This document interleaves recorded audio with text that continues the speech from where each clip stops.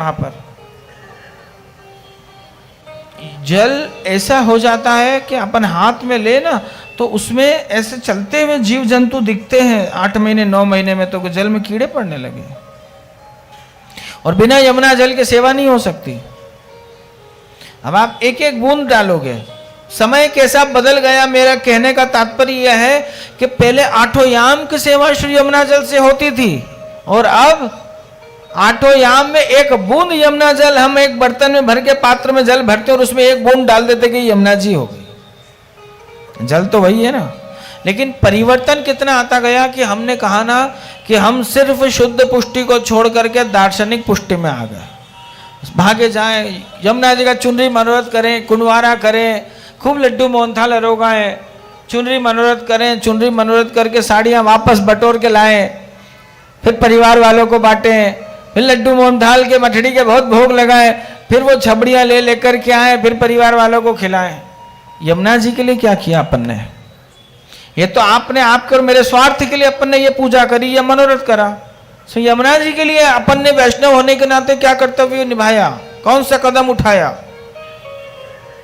कुछ नहीं, बस गए बड़े धूमधाम से बैंड बाजा बाराती लेकर के एकदम जोरदार तरीके से पूजा करी, बैंड बैंड बजे खूब सारे, खूब हो हल्ला हुआ।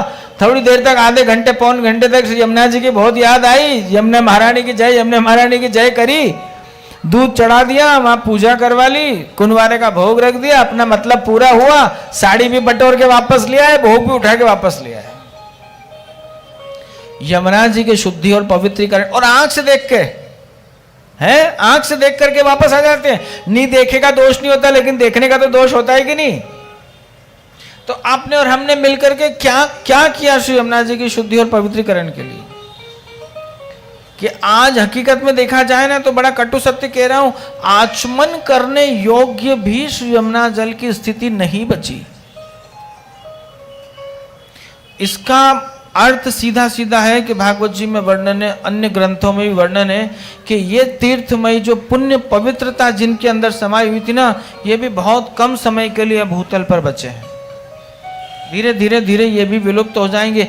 सिर्फ एकमात्र गंगा जी रहेगी धरती पर, ये बहुत लंबा समय लेकर के आई है। बाकी तो सारे तीर्थ जो हैं बहुत थोड़े थोड़े समय के लिए, अपना अपना समय, कोई 10,000, कोई 15,000, कोई 20,000, कोई 25,000 साल के लिए, बस इतने सालों के लिए एक समय बना करके आए हैं। बाकी सारे तीर्थ विलुप्त हो जाएंगे।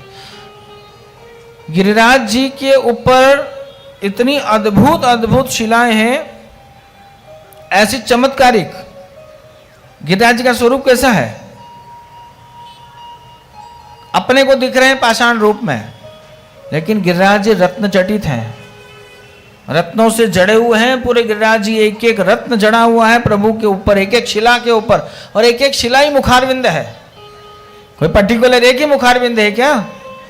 यह सुंदरी शिला है, ये अपने पुष्टि वालों के लिए ज्यादा मान्य है।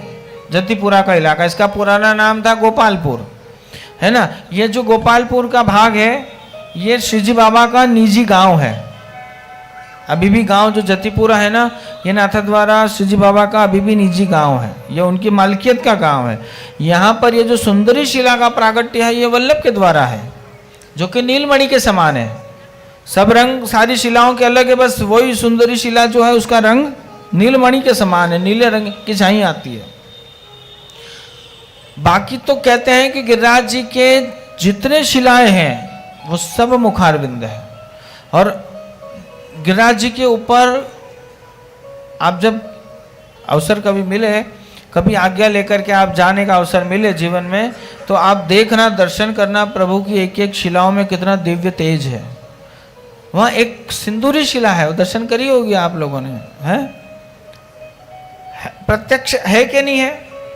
कि आज वो पत्थर में से घिसो, अरे है तो पाषाण ही ना, उसको आप घिसोगे तो ऑटोमेटिक आपके हाथ में कुछ आ जाएगा, है?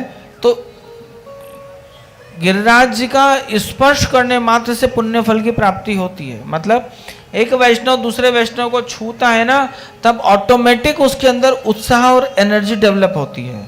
तो वैष्णव का इतना महत्व क्यों है? अपने संप्रदाय में कहते हैं कि वैष्णव अगर घर में आ जाए तो समझो न जाने किसी रूप में ठाकुर जी घर आ गए। जितना अपन वैष्णव अगर घर में आए ना तो कोशिश